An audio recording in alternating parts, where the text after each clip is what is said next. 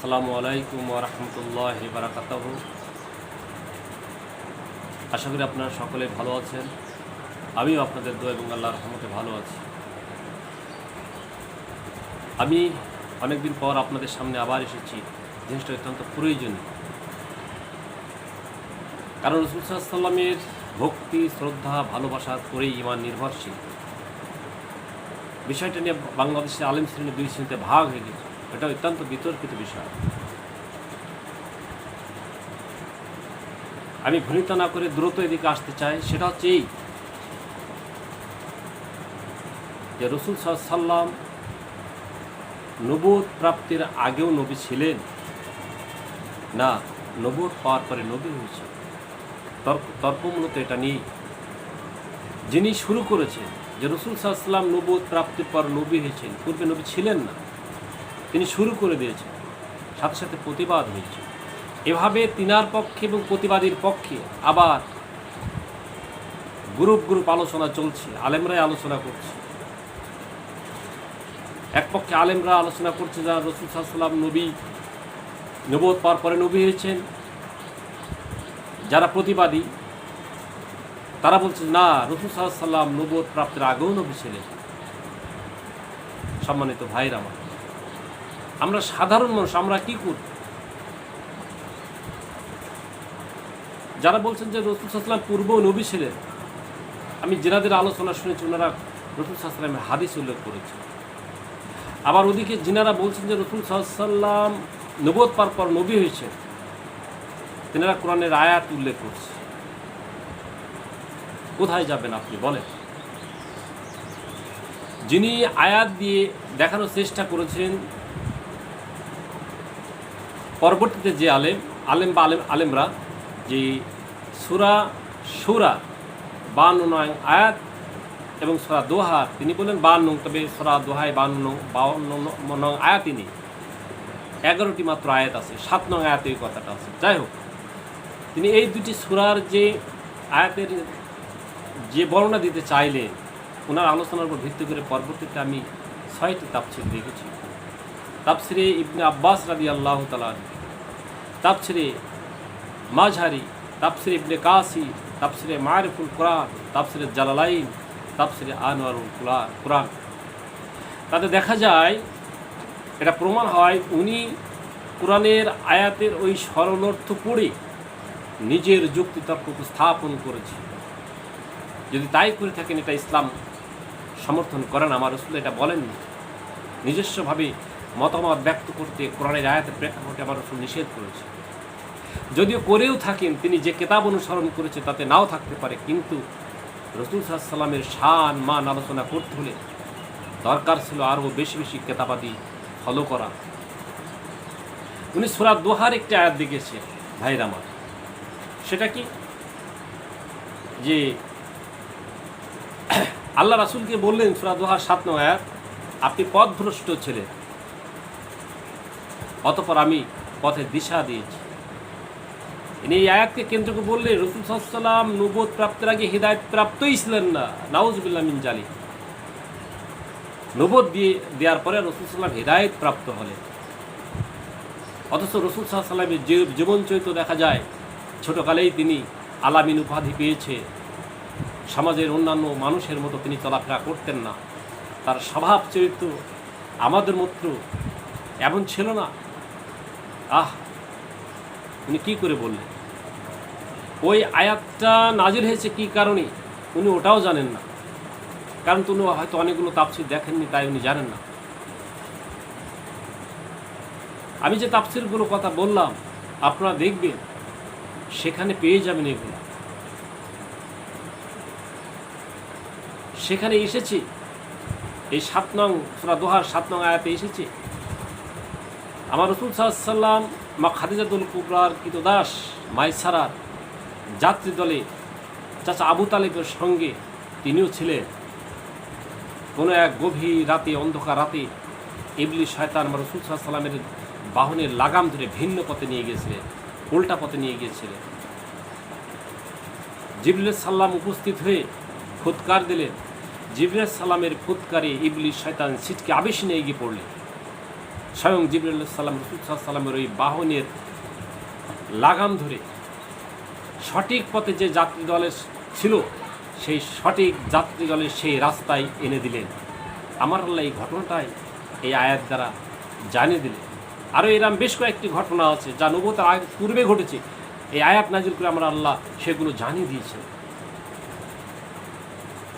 এই জন্য আমি যে সমস্ত আলেমরা রাসূল সাল্লাল্লাহু আলাইহি ওয়াসাল্লামের শান মান নিয়ে আলোচনা করেন একটু সতর্কতার সাথে আলোচনা করবেন, কারণ তার উপরেই তো ঈমান নির্ভরশীল। রাসূল সাল্লাল্লাহু আলাইহি ওয়াসাল্লাম বলেছেন কি, আজ যদি মুসা আলাইহিস সালাম জীবিত থাকতো তাহলে আমার আনুগত্য করা ছাড়া কোনো উপায় ছিল না। এটা সূরা ইমরানের 81 নং আয়াতের 81-82 নং আয়াতের তাফসিরে এসেছে। ওই তাফসিরের মধ্যে এসেছে, আমি তো সঠিক তাফসিরের কথা বললাম, দেখবেন পাবেন এসেছে। আপনারা জানেন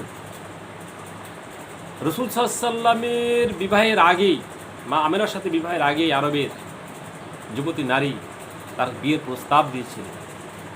কেন? রাসূল সাল্লাল্লাহু আলাইহি ওয়াসাল্লামের কপালে নূরে মুহাম্মদের চিহ্ন দেখতে পেয়েছিলেন। তাই আখরি জমানার নবীর মা হওয়ার জন্য তিনি রাসূল সাল্লাল্লাহু আলাইহি ওয়াসাল্লামের আব্বাজান আব্দুল্লাহকে বিবাহ করতে চেয়েছিলেন। কিন্তু আব্দুল মুত্তালিব যখন তার বন্ধুর মেয়ে মা আমেনার সাথে আব্দুল্লাহর বিয়ে সম্পন্ন করলেন এবং যখন তাদের বিশেষ মুহূর্ত, বিশেষ করে বাসর রাত হলো, পরবর্তী রাসূল সাল্লাল্লাহু আলাইহি ওয়াসাল্লামের আব্বাজান সেই মেয়েকে যে আবার প্রস্তাব দিলেন বিয়ে করার জন্য, উনি বললেন, না, আমি যে জন্য করেছিলাম সেটা হস্তান্তর হয়ে গেছে। আপনি এটাও জানেন আদম আলাইহিস সালাম 360 বছর ভুগেছিলেন, মতান্তর আছে। শেষ পর্যায়ে যখন বললেন লা ইলাহা ইল্লাল্লাহ মুহাম্মাদুর রাসূলুল্লাহ, এই কথা যখন মনে হলো, কারণ তিনি সৃষ্টি শুরুতেই যখন তিনি আল্লাহ রূহ দিলেন তখন তিনি আরশ মহল্লায় দেখতে পেয়েছিলেন আল্লাহর ওই নামের সাথে লা ইলাহা ইল্লাল্লাহ মুহাম্মাদুর রাসূলুল্লাহ ছিলেন। তো এই যে 360 বছর ভোগান্তির পর বা 300 বছর ভোগান্তির পর যখন ওই কথাটা মনে হলো যে আল্লাহর মনে হয় সবচাইতে প্রিয়, তখনই তিনি আমার রাসূল সাল্লাল্লাহু আলাইহি ওয়াসাল্লামের নাম মুহাম্মদের ওসিলা নিয়ে যখন দোয়া করলেন, সাথে সাথে আল্লাহ দোয়া কবুল করলেন এবং জিব্রাইলের মাধ্যমে জানিয়ে দিলেন, হে আদম, তুমি যদি এটা জান্নাতেই চাইতে তবে আমি তোমাকে সেখানেই ক্ষমা করে দিতাম। ভাইরা, রাসূল সাল্লাল্লাহু আলাইহি ওয়াসাল্লাম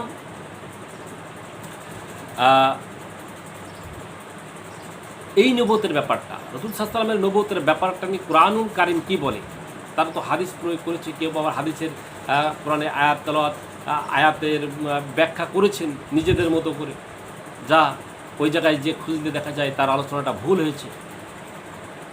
আমি ওদিকে না যে সরাসরি আসি, কুরআনুল কারীম এক্ষেত্রে কি বলে। সম্মানিত হাজিরিন, আমার ভাইয়ের একটু ধৈর্যের সাথে শুনুন।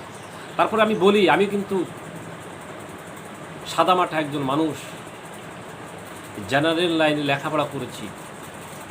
আমার দুইজন শায়েক আছে, একজন হচ্ছে সাহেব আরব আলী শাহ দরবেশ, আরেকজন হচ্ছে মাগুরার হাজীবাড়ি আব্দুর রশিদ রহমতুল্লাহ আলাহি। এনারা দুইজনেই ফুরফুরা দাদা হুজুরের মুরিদান ছিলেন, অর্থাৎ দাদা হুজুরের দুইজন মুরিদান, দুইজন ছাত্র, ভক্ত, শিষ্য, আমার উস্তাদ। তাদের কাছ থেকে এই সমস্ত আলোচনার আমি ইজাজত পেয়েছি, তাই সাহস করে এখন কথা বলি। তারপরেও যথাসাধ্য বয়সের পর কোরআন তেলাওয়াত শিখেছি, ত্রুটি বিচ্যুতি থাকতে পারে, আপনারা এটা কিছু মনে করবেন না। আপনারা এটা স্ব জায়গায় দেখে নেবেন, দেখবেন আমার এই আলোচনাটা থাকবে ইনশাল্লাহ। বিসমিল্লাহির রহমানির রহিম। সূরা ইমরানের 21 এবং সূরা ইমরানের 81 এবং 82 নং আয়াত আপনাদের সামনে উপস্থাপন করছি।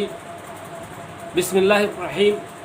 وَإِذْ أَخَذَ اللَّهُ مِيثَاقَ النَّبِيِّينَ لَمَا آتَيْتُكُم مِّن كِتَابٍ وَحِكْمَةٍ ثُمَّ جَاءَكُمْ رَسُولٌ مُصَدِّقٌ لِّمَا مَعَكُمْ لَا تُؤْمِنُنَّ بِهِ وَلَتَنصُرُنَّهُ قَالَ أَأَقْرَرْتُمْ وَأَخَذْتُمْ عَلَى ذَلِكُمْ إِصْرِي قَالُوا أَقْرَرْنَا قَالَ فَاشْهَدُوا وَأَنَا مَعَكُمْ مِنَ الشَّاهِدِينَ। আমার আল্লাহ কি বললেন, আর যখন আল্লাহ গ্রহণ করলেন প্রতিশ্রুতি নবীদের নিকট থেকে যা আমি তোমাদেরকে দিয়েছি কিতাব ও জ্ঞান বিজ্ঞান হতে, অতঃপর যখন তোমাদের নিকট আগমন করবে সত্যায়নকারী রাসূল, যা তোমাদের নিকটেই রয়েছে। তোমরা তার প্রতি ঈমান আনবে, বিশ্বাস করবে, তার কাজে সাহায্য করবে। তোমরা কি আমার সাথে কৃত অঙ্গীকার স্বীকার করলে? সমস্ত আম্বিয়ারা কি বললেন? আলু আকরারনা, হে আল্লাহ, আমরা স্বীকার করলাম, আপনার এই সমস্ত অঙ্গীকার গ্রহণ করলাম। আল্লাহ বলেন কালা ফাশহাদু আনা মাআকুম মিনাশ শাহিদিন। আল্লাহ বললেন তাহলে তোমরাও সাক্ষী থাকো, আমিও তোমাদের মধ্যে একজন উত্তম সাক্ষীদাতা। আল্লাহ তারপরে আবার সতর্ক করে বলে দিলেন সূরা ইমরানের ৮২ নং আয়াত, বিসমিল্লাহির রহমানির রহিম, ফামান তাওয়াল্লা বা'দা যালিকা ফাউলাইকা হুমুল ফাসিকুন। আল্লাহ বললেন অতঃপর যে ব্যক্তি মুখ ফিরিয়ে নিবে অবশ্যই তারা ফাসিক, দুষ্কৃতিকারী, সত্যত্যাগী। সম্মানিত, তাহলে কি দাঁড়ালো? যে রাসূল সাল্লাল্লাহু আলাইহি সাল্লাম নবুয়ত প্রাপ্তির পূর্বেও যে নবী ছিলেন, আল্লাহ তা পৃথিবীতে মানুষ আসার আগেই তাও আদম থেকে ঈসা পর্যন্ত সমস্ত নবীদের কাছ থেকে অঙ্গীকার করে নিলেন। তাফসীরের মধ্যে এসেছে হযরত আব্দুল্লাহ ইবনে আব্বাস এবং হযরত আলী রাদিয়াল্লাহু তাআলা বলতেছেন, শুধু তাই নয়, আল্লাহ সেই নবীদের কাছ থেকে এই ওয়াদাও করেছিলেন, যখন তোমরা যাবে তোমাদের মধ্যে যদি আমার ওই রাসূল না যায়, নবী না যায়, তাহলে তোমাদের উম্মতদেরকে বলে আসবে তাদের মধ্যে যদি এসে যায় তারা যেন তার প্রতি ঈমান আনে, তার কাজে সাহায্য করে, এই কথাও বলেছিলেন। আবার রাসূল সাল্লাল্লাহু আলাইহি ওয়াসাল্লাম এই নিজের সম্পর্কেই বলেন, এই ৮১ এবং ৮২ নং আয়াত সূরা ইমরানের এই আয়াতের তাফসীরের মধ্যে এসেছে যে রাসূল সাল্লাল্লাহু আলাইহি ওয়াসাল্লাম বলেন, কুনতু নাবিয়্যুন ওয়া আদম বাইনা রূহ অল জাসাদা। আমার রাসূল সাল্লাল্লাহু আলাইহি ওয়াসাল্লাম বলেন, আমি তখনও নবী ছিলাম যখন আদম আলাইহিস সালাম রূহ ও দেহের মধ্যে ছিলেন। এই কথাটা তাফসীরে জালালাইনের পৃষ্ঠা নং ৬৬৮ থেকে ৬৭১ নং ৭১ পৃষ্ঠা পর্যন্ত খণ্ড হচ্ছে প্রথম, অর্থাৎ তাফসীরের জালালাইনের প্রথম খণ্ডের ৬৬৮ থেকে ৬৭১ পৃষ্ঠা পর্যন্ত দেখবেন এই কথাটা ওখানেও পেয়ে যাবেন। তাহলে কি দাঁড়ানো? কোরআনের আয়াত যেমন প্রমাণ করছে, রাসূল সাল্লাল্লাহু আলাইহি ওয়াসাল্লাম নিজেও তেমন বলছেন। এরপরেও কি আপনারা বিশ্বাস করবেন? এই বিশ্বাস করে থাকবেন নবুয়ত পাওয়ার পরেই তিনি নবী হলেন? সম্মানিত হাজিরিন, আমি আমার আলোচনার শেষ দিকেই চলে এসেছি। আরেকটি আয়াত আপনাদেরকে আমি জানাই। আমি ২টি আয়াত এনেছি, এখন শুধু আরেকটি আয়াতের সরল অর্থ যাতে কলেবার বৃদ্ধি না পায় সেই জন্য বলবো। আপনারা এখানে এর আয়াতের আরবি অর্থ সহ মানে সব কিছু আরও সুন্দরভাবে দেখে নেবেন। সেটা হচ্ছে এই সূরা আরাফের ১৫৭ নং আয়াত। আল্লাহ কি বলছেন দেখেন, আমি সরল অর্থ বলছি। যারা অনুসরণ করে এমন রাসূলের যিনি উম্মি নবী, যাকে লিখিত পায় নিজেদের নিকটে তাওরাত এবং ইনজিলে, সে সৎ কাজের আদেশ করে, অসৎ কাজে নিষেধ করে, পবিত্র বস্তু হালাল করেন, অপবিত্র বস্তুকে হারাম করেন। অতএব যারা নবীর প্রতি ঈমান আনয়ন করে এবং তার সহযোগিতা করে এবং তার কাজে সাহায্য করে এবং সেই নূরের অনুসরণ করে যা তার সাথে নাজিল করা হয়েছে মানে কুরআনুল কারীম, তারাই তো সফল কাম। তাহলে আল্লাহ তাওরাত এবং ইনজিল কিতাবেই জানিয়ে দিয়েছেন যে কথা আমার রাসূলকে আল্লাহ কোরআনের আয়াত নাজিল করে জানিয়ে দিলেন, বন্ধু আমি পূর্ববর্তী কিতাবেই তোমার এই কথাগুলো বলে দিয়েছি তাদেরকে, ইহুদি নাসারদেরকে এটা শোনাও। আমার রাসূল ইহুদি নাসারদেরকে এটা শুনিয়েছে। তাহলে ইনজিল কিতাবটা রাসূল সাল্লাল্লাহু আলাইহি ওয়াসাল্লামের আবির্ভাবে ৬০০ থেকে ৬৫০ বছর আগের কথা। তাওরাত কিতাব হচ্ছে ১৩০০ বছর আগের কথা। তাহলে ৬০০ বা ১৩০০ বছর পূর্বেও, রাসূলের আবির্ভাবের পূর্বেও আমরা আল্লাহ ওই সমস্ত কিতাবে আমার রাসূল সাল্লাল্লাহু আলাইহি ওয়াসাল্লামের নাম নিশানা সব কিছু বলে দিয়েছে। কোরআনের আয়াতের তাফসীরের মধ্যে এমনও এসেছে সূরা বাকারার ভিতরে যে রাসূল সাল্লাল্লাহু আলাইহি ওয়াসাল্লাম ইসমাইলি বংশে আখিরি জামানার নবী মুহাম্মদ যে আসবেন সে কথাও বলেছেন। আমি ভিডিওটা বড় করতে চাই না, এই জন্য মোদিকে যাচ্ছে না, আপনি এগুলো খুঁজলে দেখতে পাবেন, তাই না? তাহলে কি দাঁড়ালো? সরাসরি কুরআনুল কারীমের আয়াত দ্বারা স্পষ্ট হয় তাওরাত ইনজিলে আমার রাসূল সাল্লাল্লাহু আলাইহি ওয়াসাল্লামের নিশানা ছিল যা আবির্ভাবের পূর্বের কথা।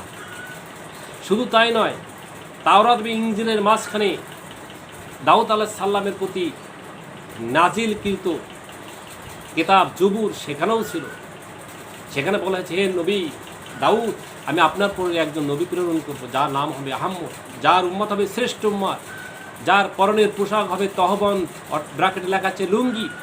আমি তার মধ্যে কেমন 6টি জিনিস দান করেছি যা পূর্ববর্তী নবী রাসূলদেরকে দান করেছিলাম। কত বড় কথা! তাহলে ইসলাম 4টি আসমানি কিতাব আবার রসুল সাল্লাল্লাহু আলাইহি ওয়াসাল্লাম কোরআন কারিম বাদে যে 3টা আছে, 3টাতে রসুল সাল্লাল্লাহু আলাইহি ওয়াসাল্লামের ভবিষ্যৎবাণী করা হয়েছে। সম্মানিত ভাইরা, আমার এই সংক্ষিপ্ত আলোচনায় বুঝতে মোটেই অসুবিধা হবে না। আপনারা বেশি বেশি শেয়ার করবেন, যারা এই ব্যাপারটা নিয়ে বিতর্কে আসছে, এই কোরআনের আয়াতগুলো যেন তাদের কাছে পৌঁছে যায়, তারা যেন ব্যাপক চর্চা করে। এতে আমরা একটা খাতনা থেকে বেঁচে যাবো ইনশাআল্লাহ। এটা যদি আপনারা শেয়ার করেন, আমি আশা করি এর জন্য আপনারা সওয়াব পাবেন, কারণ এটা দ্বীনি খেদমত হবে। আল্লাহ আমাদের সকলকে হেদায়েত দান করুন, তার ইহদিনাস সিরাতাল মুস্তাকিমের পথে কায়েম রাখুন, এই আশা ব্যক্ত করে আপনাদের মঙ্গল কামনা করে আজকের মতো এখানেই বিদায় নিচ্ছি। আসসালামু আলাইকুম ওয়া রাহমাতুল্লাহি ওয়া বারাকাতুহু।